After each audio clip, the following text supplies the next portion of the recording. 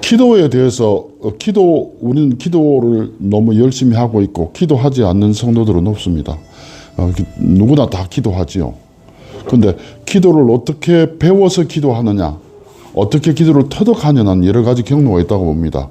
그걸 어떠하든지 간에 우리 믿음의 성도들은 다 익숙하게 기도를 합니다.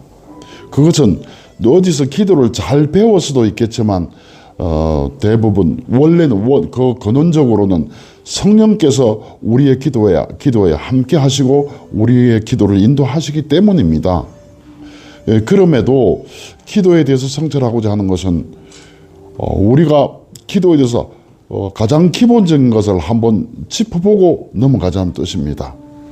그래서 우리 성도들이 계속 요구받거나 혹은 강요받거나 진행하는 건 자꾸 기도를 하자고만 하는 거죠. 기도를 하라고만 합니다. 맞습니다. 우린 쉬지 않고 기도해야 맞습니다. 본질은 그렇죠. 그런데 어떻게 기도할까에 대해서 갈등을 많이 겪는 경우가 우리가 매우 슬픈 일이나 매우 긴급한 일이거나 매우 화급하거나 매우 고통스럽거나 그런 곤란 중에 있을 때 우리가 우리의 기도를 과연 하나님께 들어오시는가? 그리고 우리는 우리의 기도가 원만치 않음에 대해서 원망하거나 좌절할 때도 너무 많습니다. 그래서 기도에 대해서 본질에서 명확히 하고 넘어가야 우리가 어떠한 경우든지 기도에 불을 끄지 않을 수 있다는 것이지요. 그래서 그 몇 가지만 간단하게 짧은 시간에 짚어보자고 합니다. 먼저 우리가 제일 오해하고 있는 것은 기도의 절차에 대해서 우리가 잘못 알고 있다는 거예요. 기도의 절차를 분명히 인식하면 우리 기도가 어떻게 진행되는지를 알 수 있다는 거죠. 그걸 말씀드리고 싶습니다. 기도는 영혼의 호흡이라고 하죠. 그 말은 많이 들었지만 가장 기도에 대한 본질은 이렇습니다. 기도의 시작은 예수님께서 우리를 찾아오셔서 우리를 찾아오셔서 문을 두드리는, 우리를 찾아오셔서 우리를 부르시는, 이게 처음인데 우리는 이것을 생략합니다. 우리의 기도에서는 어떻게 되냐면 이렇게 되는 거죠. 음성을 듣고 문을 열면 요 2단계가 2단계 3단계가 우리가 보통 기도한다고 시작하는 겁니다.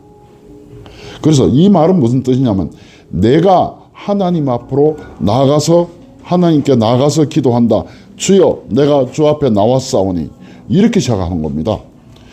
내가 내 의지와 노력으로 기도를 한다고 생각하는 거예요. 우리가 보통 기도에 무릎을 꿇을 때는 우리 모든 대부분은 내가 하나님께 기도한다고 생각해요. 여기서 기도는 나의 힘으로, 나의 의지로, 나의 노력으로 돼야 되는 기도가 되고, 그 다음 그때부터는 기도가 싸움이 되고 엄청 기도가 어려워지고, 아까 얘기했던 화급하거나 대단히 비통하거나 우리가 곤란을 겪을 때 우리 기도가 과연 상달되는가, 이런 의문에 부딪히게 되고 그때마다 우리는 좌절하게 되는 것이죠. 그래서 기도에서 제일 중요한 건 기도 순서를 어떻게 보냐는 겁니다. 그 첫 단계는 우리가 기도로 무릎 꿇기 전에 성령께서 우리를 이끌어서 기도의 자리에 앉히시는 겁니다. 그리고 나와 함께 나의 기도를 도와서 기도하시는 겁니다. 이 부분을 우리가 먼저 인식하지 못하면 항상 기도는 나의 노력으로 되는 거예요. 나의 힘으로 되는 거죠. 나의 정성으로 되는 거죠. 이건 세상 사람들이 하는 기도와 다를 게 하나도 없습니다.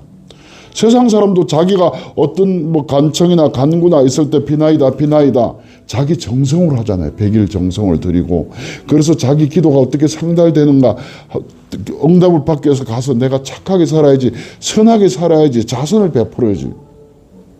그것과 우리 기독교에서 성도들이 하는 기도가 뭐가 다르냐는 거예요. 간구로만 형성되어 있는 기도가 어떻게 세상 사람과 우리 믿는 사람의 기도가 다르냐. 똑같아요. 똑같으면 어디 가서 어떤 신을 섬기고 기도한다고 해서 다를 게 뭐 있어요. 이 첫 단계입니다. 우리가 첫 단계를 생략하고 넘어가기 때문에 세상 사람들의 기도나 우리 성도들의 기도나 같은 종류라는 거예요. 내 노력과 내 정성으로 하는 거지요. 내 힘을 다해서 기도하는 것이죠. 근데 우리가 기도에 무릎 꿇었을 때 나를 이끌어서 기도의 자리에 앉히시고 나와 함께 기도하시는 성령을 우리가 깨닫지 못하면, 인식하지 못하면, 내가 기도 자리에 불려 나왔을 때 이미 주님께서 우리를 붙들어서 무릎 기도로 나오게 앉히신 그 전 단계, 1단계. 보아라, 내가 문 밖에 서서 문을 두드리고 있다. 이 문제를 우리 기도 자리에서 먼저 정확하게 이해하지 못하면 나 혼자만의 기도예요. 천장을 뚫고 넘어가지 못하는 기도입니다. 기도의 단계, 여기서 우리는 많이 실패를 합니다. 우리가 기도로 무릎 꿇었을 때 그때는 이미 성령께서 나를 이끌어 기도의 자리에 앉히셨고 예수님께서 나를 찾아오셔서 얘야 기도하자 이렇게 하신 결과가 우리가 기도로 무릎 꿇었을 때입니다. 그래서 우리 기도의 자리에서 제일 먼저 이 단계를, 요한계시록에 있는 3장 17절에 이 단계를 잊지 마셔야 됩니다. 그런데 이 1, 2 부분을 생략하기 때문에 어렵습니다. 이건 꼭 기억해야 될 일이고 다른 사람에게도 꼭 알려줘야 될 일입니다. 우리는 보통 기도할 때 기도해야지. 그래, 기도해야지. 아니 지금은 바빠. 혹은 또 새벽 시간이나 뭐 여러 가지 시간, 자기 정한 시간에 기도를 하지요. 근데 나 혼자 내가 주님 앞에 나가서 기도한다고 생각하기 때문에 그 기도가 힘든 겁니다. 근데 어떠한 경우든지 우리를 이끌어서 기도할 마음이 생기고 기도하도록 하는 것, 그것은 나로 인하여서가 아니라 나한테서 자발적으로 올라오는 에너지가 아니고 주님께서 나를 붙들어서 인도하셔서 나를 기도 자리에 앉히셨음, 이거에 대해서 반드시 기억하셔야 되고 우리는 기도 때마다 이걸 잊지 마셔야 됩니다. 어떤 경우는 이렇습니다. 우리가 기도에 앉아서 뭘 기도해야 될지 모르거나 내가 너무 안타깝거나 기도하자고 무릎은 꿇었잖아요. 그럼 성령께서 나를 기도 자리에 앉히셨습니다. 근데 뭘 기도해야 될지 모릅니다. 어떻게 기도해야 될지 모릅니다. 그럴 때 어떻게 할까요? 그때는 성령님 나의 기도를 인도하였소서, 나의 기도를 도와주소서, 내가 어찌하여야 될지 알지 못하겠나이다. 반드시 성령께 간구하는 기도를 먼저 시작하고 기도해 보십시오. 우리의 기도는 그때부터 달라집니다. 나의 힘으로 되는 게 아니라 성령의 인도하심을 따라서 기도되어지고 그 기도는 상달되는 기도가 되어진다는 겁니다. 우리의 기도 자리에서 제일 먼저 성령께 먼저 우리의 기도의 도우심을 요청하십시오. 이걸 잊지 않으시면 됩니다. 그래서 그 결과 예수님께서 우리에게 들어오셔서 우리의 모든 어려움과 고통을 돌아보시고 그걸 응답해 주시고 해결해 주시고, 그리고 우리는 찬양과 감사로 영광을 돌리게 됩니다. 이 관계가 지속적인 관계가 계속되는 것이죠. 그래서 기도에서 제일 중요한 건 제일 처음 기도 시작할 때 반드시 성령께서 나를 기도 자리에 인도하셨음을 깨닫고 그 다음 성령께 나의 기도를 도와달라고 부탁드리는 기도, 그게 제일 처음입니다. 그 다음 기도에서 요구하는 두 가지 조건이 있습니다. 그런데 이 점에 대해서 우리는 잘 알고 있으면서도 이론적으로 정리되지 않으면 자꾸 놓칩니다. 그래서 하나는 나 자신을 완전히 내려놓는 겁니다. 두 번째는 믿음입니다. 이 두 가지인데 이렇게 얘기하면 해서 세부 얘기를 해봐요. 나를 내려놓는다는 것은 궁극적으로 어떤 거냐면 갓난아기가 어머니에게 의지하는 것입니다. 다른 거 복잡한 얘기 빼고 그거 하나만 딱 기억하시면 돼요. 이 갓난아기가 할 수 있는 건 아무것도 없어요. 배고프면 울고, 기저귀 척척하면 울고, 아프면 울고, 기분 좋으면 옹알옹알 하지요. 그러나 그 아기의 어머니는 어떻습니까? 온종일 그 아기를 위해서 수고하시죠. 방이 따뜻한가, 먼지가 없는지, 공기는 깨끗한지 창문도 열어서 환기를 시키고 기저귀 차곡차곡 챙겨놓고 아기를 필요한 모든 것들을 해놓고 그리고 다 준비해놓고 이 녀석이 어찌 아무 말이 없다, 배고플 텐데 가서 입술을 두드려 보면 이렇게 뭐 그렇지, 밥 먹을 때 됐지. 그리고 일하시다가도 응애 얼마 이 녀석 오줌 쌌나 보네. 엄마는 그 아기에 대해서 모든 것을 다 알고 모든 것을 다 준비해놓고 모든 게 아기에게 집중되어 있습니다. 우리의 성령님은 우리에게 그렇게 항상 준비되어 있으시죠. 그런데 우리가 성령님께 나아가는 태도입니다. 이 뭐든지 어렵고 힘들 때는 내가 있는 그대로를 말씀드려요. 나는 갓난아기다. 갓난아기가 엄마한테 하듯이 그 입장을 한번 묵상하시고 점검하시면 아무 문제가 없습니다. 즉 말해서 내가 지금 우리는 많은 것을 간구해야 될 줄 아는데 당연히 간구해야 하죠. 그러나 그 전에 제일 준비해야 될 것은 갓난 아기와 같이 우리에 있는 그대로를 말씀을 드리는 겁니다. 내가 지금 겪고 있는 그대로를 뭘 달라 뭘 해결해 주십시오 그러기 전에 내가 지금 겪고 있는 내가 뭐 때문에 슬픈지 뭐 때문에 괴로운지 뭐 때문에 고통스러운지 이런 것을 내가 겪고 있는 것들을 그대로 자세하게 말씀을 드립니다. 예수님을 만난 그 많은 사람들 예수님께 기도 응답을 많은 사람들의 기도를 다시 한번 사복음서에서 읽어보십시오. 그 사람들 자기 겪은 그대로를 예수님께 나와서 자세하게 말씀드릴 뿐입니다. 그래서 자기를 내려놓는다는 건 기도에서 가장 중요한 것은 그 어머니와 아기의 대화를 생각해서 그 아기가 할 수 있는 건 아무것도 없고 자기 있는 그대로를 표현하는 것입니다. 이제 이 부분을 좀 더 명확히 더 많이 설명하겠지만 오늘은 요건 여기까지 하겠습니다. 왜냐하면 오늘 전하고 싶은 건 믿음에 대한 거거든요. 그래서 기도할 때 제일 먼저 어머니와 아기의 자세에 대해서 한번 묵상해 보십시오.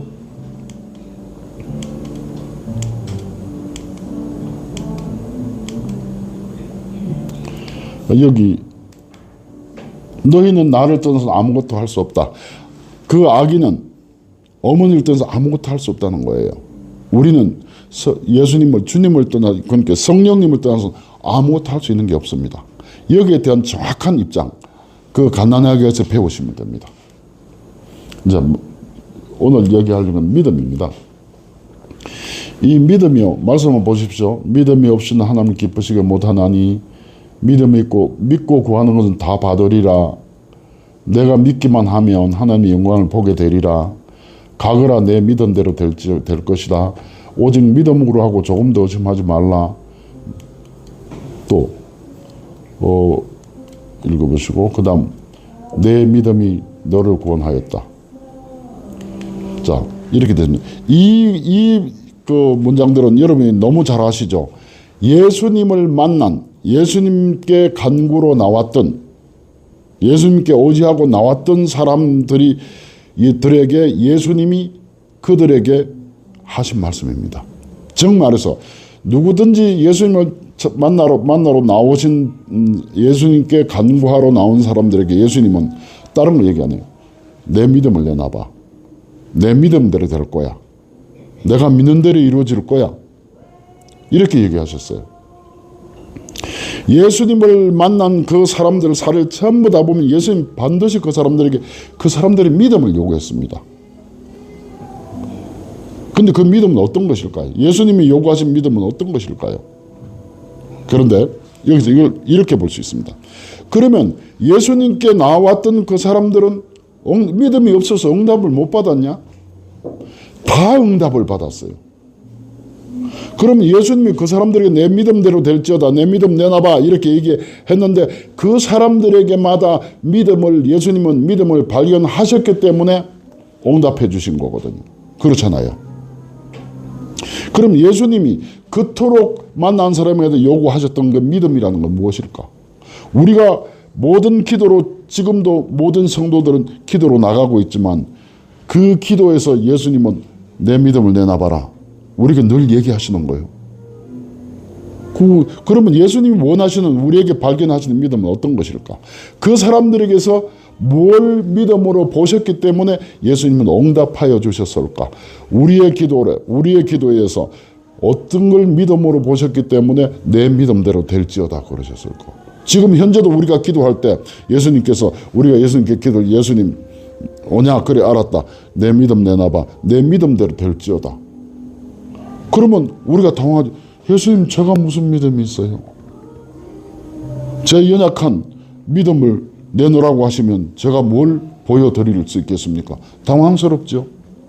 근데 예수님은 반드시 나오는 모든 사람에게 내 믿음대로 될지어다. 내 믿음 내놔봐 이러는 거예요. 우리도 지금 항상 우리의 기도 자리에서 그 명령을 받습니다. 자 여기에 대해서 두 가지 사례를 얘기해 보겠습니다.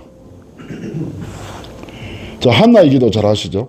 한나의 여러 가지 사례는 뭐 짧은 시간 설명할 필요 없고, 그래서 한나가 마지막에 이렇습니다. 가서 먹고 얼굴에 타시는 근심에 빛이 없더라.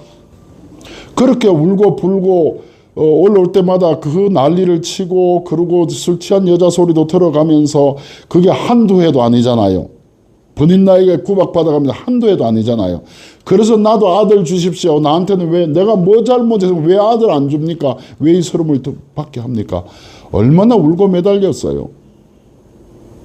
그런데 그렇게 성령께서 그런 간절한 한나를 붙들고 그 태를 닫아 놓으셨다 그랬어요. 붙들고 성령께서 바꿔줍니다. 얘야, 이렇게 기도를 하거라. 그때부터 본격적으로 성령께서 개입하셔서 얘기하죠. 나시린이 필요한 것이죠. 그래서 그 기도를 바꿔주십니다. 바꿔주고 그 엘리 제사장과 이런 대화가 있고, 그때부터 가서 거짓말처럼 가가지고 잘 먹고 그냥 얼굴에 타시는 근심의 빛이 없이 바로 가서 수태를 하고, 그 다음에 1년 만에 사무엘을 낳죠. 가서 먹고 얼굴에 타시는 근심의 빛이 없다. 여기 이 전 단계와 이 다음 단계는 뭡니까? 믿음입니다. 믿음. 이미 자기 기도가 응답되었음을, 자기의 기도를 하나님께서 이루어 주실 것임을 확실한 믿음이 이렇게 사람을 바꾼 겁니다. 이게 믿음입니다. 한나의 믿음은 그 전 단계와 이후 단계는 전혀 바뀌게 됩니다. 우리가 이렇게 바뀌자고 되는 건 아니에요. 물론 성령께서 우리를 바꿔주시죠. 그러나 이 단계는 믿음입니다. 믿음이 없고서야 그렇게 울고불고 난리치던 한나가 가서 잘 먹고 얼굴에 타시는 근심의 빛이 없더라 룰루랄라 살았겠습니까? 믿음만이 가능한 것입니다. 자, 두 번째, 이 사건 아시죠? 무엇을 하실 수 있거든 우리를 불쌍히 여기서 도와주옵소서. 예수께서 이르시되 할 수 있거든 무슨 말이냐? 믿는 자에게 능치 못할 일이 없느니라. 여기도 믿음을 요구하죠. 믿는 자에게 능치 못할 일이 없느니라. 이렇게 하죠. 이 사건으로 봐서는 이렇습니다. 예수님이 산에서 내려오시는 걸 보고 제자들이 하지 못하고 그렇게 어려움을 겪고 있는 아이를 데리고 와서 무엇을 하실 수 있는 불쌍히 여기소서. 그러니까 예수님께서 하시는 말이 무슨 할 수 있거든 무슨 말이냐. 믿는 자에게 능치 못할 일이 없느니라. 내 믿음 내놔봐. 네가 믿는다면 안 될 게 없어. 딱 이러시는 거예요. 그 아이를 데리고 온 아버지는 믿음이라고는 듣도 보도 못했고, 그리고 예수님이 그렇게 믿음을 내놓으라는 말씀을 듣고 그 자리에 퍽 주저앉는 거지요. 주님, 제가 무슨 믿음이 있겠습니까? 난 믿음 없어요. 어쩌면 좋지요? 탄식을 하는 겁니다. 퍽 엎드려져서. 그러면서 그 나온 대답이 이렇습니다. 내가 예수님을 풍문으로 듣고 이렇게 보아서 예수님이 충분히 참 무한한 능력을 가지고 지금까지 하신 일을 다 들어서 예수님이 그러신 분이라 내가 믿습니다. 그거는 믿어요. 내가 믿음이 없으니 어찌하면 좋습니까? 탄식이죠. 절망입니다. 나의 믿음 없는 걸 도와주소서. 우리가 기도마다 항상 나의 믿음 없는 걸 도와주소서. 나에게 향하신 하나님의 뜻을 이루시고 나의 믿음 없는 것을 도와주소서. 이게 우리의 믿음의 가장 기본적인 탄식이고 가장 기본적인 고백입니다. 그런데 예수님은 응답해 주셨어요. 이 기도를 듣고 나의 믿음 없는 것을 도와주소서. 그 믿음을 보고 응답해 주셨어요. 그런데 그 믿음이라는 건 어떤 것일까? 이렇습니다.